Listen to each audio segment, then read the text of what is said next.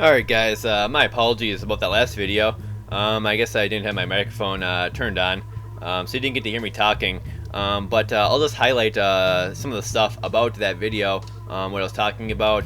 I was, getting into the battles. I was screaming, "Hiya!" when I got towards the enemies. I was chasing that lizard man. He was afraid of me, and the high elf Mr. Kanon, he chased the lizard man, laughing in the face of adversity, and killed them all.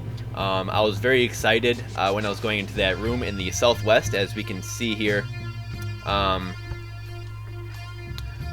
the map. Oh, let's get that cursor out of here.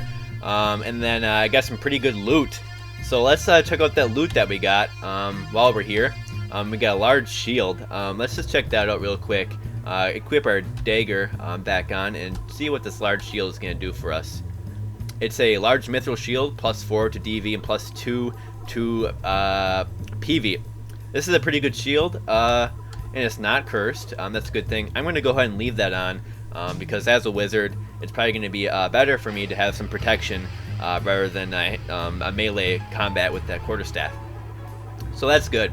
That's good. And what else did we get? We got an engage ring. I'm just gonna keep that in my inventory. Oops.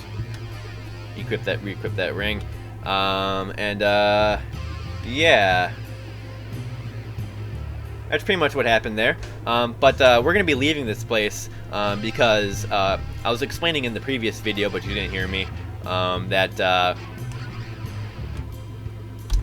as you level up in this game, the enemies get stronger with you, and this particular cave that I'm in, the enemies become very dangerous as you approach level 3 and beyond, especially as a wizard. One of those enemies, if I encounter something crazy, could destroy me pretty much instantly. So I'm going to leave there. I went there to get a waterproof blanket, but I could not find it, and so we're leaving. We are going back to the town. Oh no! We encounter a large jackal pack. You want to evade this counter or fight? Evade!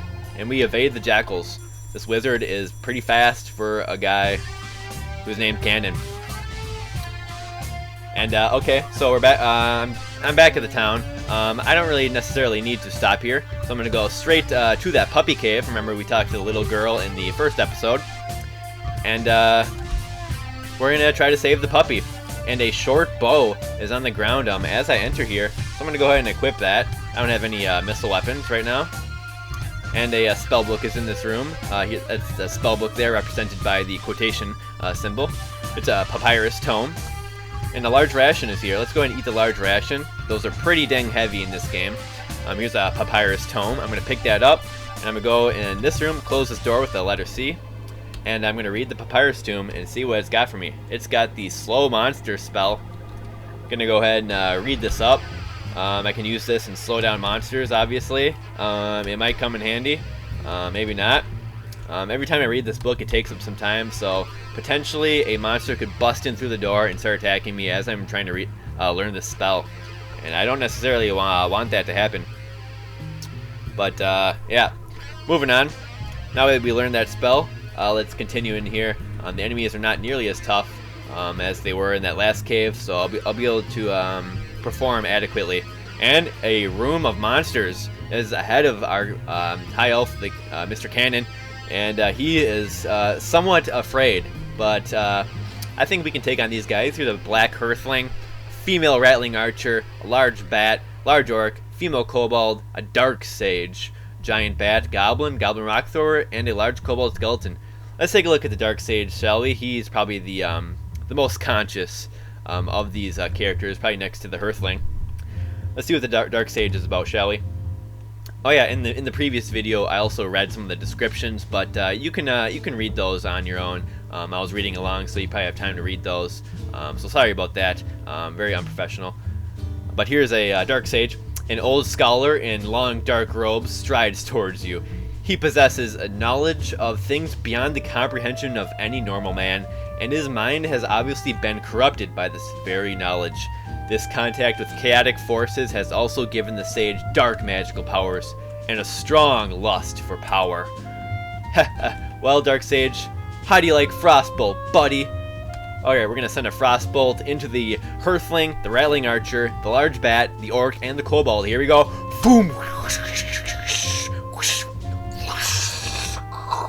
Ah! And we killed all of those guys. Frostbolt is leveled up, and I went to level 5. Of course, of course. I improved in the area of concentration after killing all those foes. And why don't we just level the concentration up again? Let's get our healing up.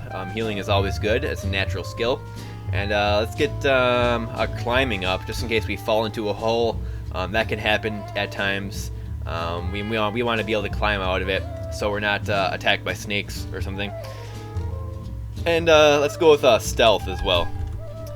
My muscles feel stronger, and Kanon feels more studious. Alright. So, so there's still tons of enemies in this room. Goblin, Dark Sage there. We see some new enemies, a bandit, a large gnoll, dire wolf. There's a lizard man and a gray ooze. Alright, so let's just move back a little bit, line them up. And send another Frostbolt their way, shall we? Here it goes. Boom! Whoosh, whoosh, whoosh, whoosh, ah! The bandit is killed, giant bat is killed, a lot of those guys are killed. More enemies approach me.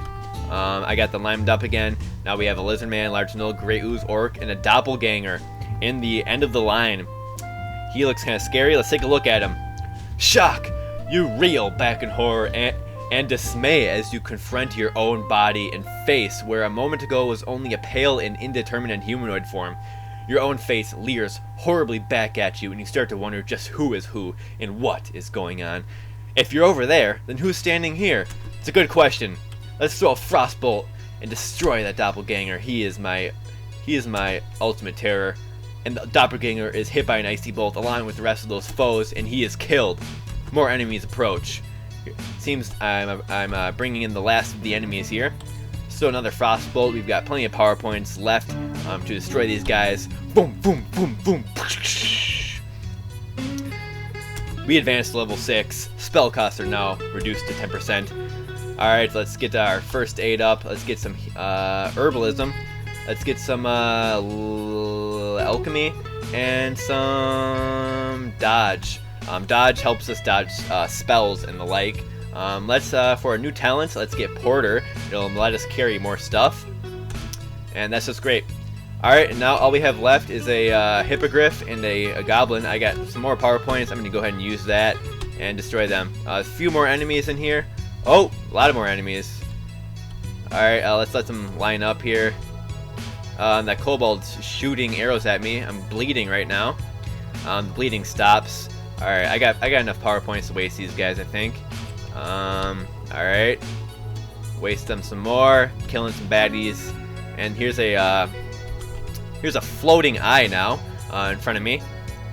He looks somewhat experienced. Let's try to take out this guy. The floating eyes can be potentially lethal, but we'll destroy this floating eye in the next episode of Aquas Faces Ancient Domains of Mystery. Thank you.